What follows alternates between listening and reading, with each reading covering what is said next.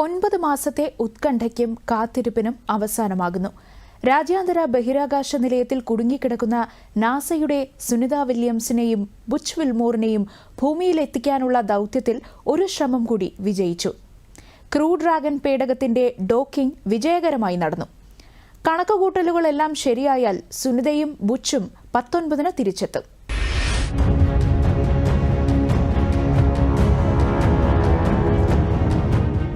കണക്കുകൂട്ടലുകൾക്ക് ഇതുവരെയും പിഴവുണ്ടായില്ല.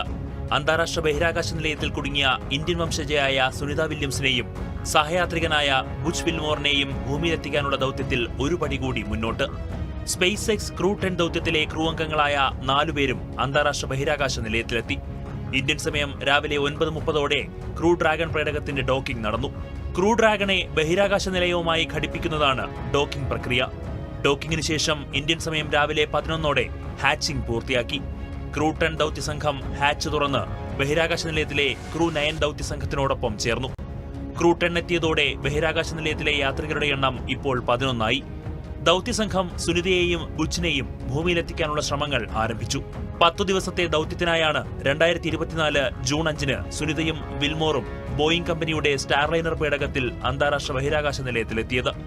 ജൂൺ 13-ന് മടങ്ങാനായിരുന്നു ഇരുവരുടെയും പദ്ധതി. സ്റ്റാർലൈനറിന്റെ ആദ്യ പരീക്ഷണ പറക്കലായിരുന്നു ഇത്. എന്നാൽ പേടകത്തിലുണ്ടായ ഹീലിയം ചോർച്ച എല്ലാം മാറ്റിമറിച്ചു. ഏതാനും ദിവസങ്ങളെന്ന് കരുതിയിരുന്ന ദൌത്യം പേടകത്തിന്റെ തകരാറുകൾ കാരണം 9 മാസം പിന്നിട്ടു. സുനിതയെയും ബുച്ചിനെയും ഭൂമിയിലെത്തിക്കാൻ പല പദ്ധതികളും നാസ ആസൂത്രണം ചെയ്തെങ്കിലും നടക്കാതെ പോയി. ഇതിനിടെ സുനിതയും ബുച്ച് വിൽമോറും യാത്ര ചെയ്ത കാലിപ്സോ മൊഡ്യൂളിനെ യാത്രക്കാരാരുമില്ലാതെ ഭൂമിയിലെത്തിക്കാൻ സാധിച്ചു. സുനിതയുടെ ക്ഷീണിച്ച ചിത്രങ്ങൾ കൂടി പുറത്തുവന്നതോടെ ബഹിരാകാശ നിലയത്തിൽ കുടുങ്ങിയവരെക്കുറിച്ച് ആശങ്കയും ശക്തമായി.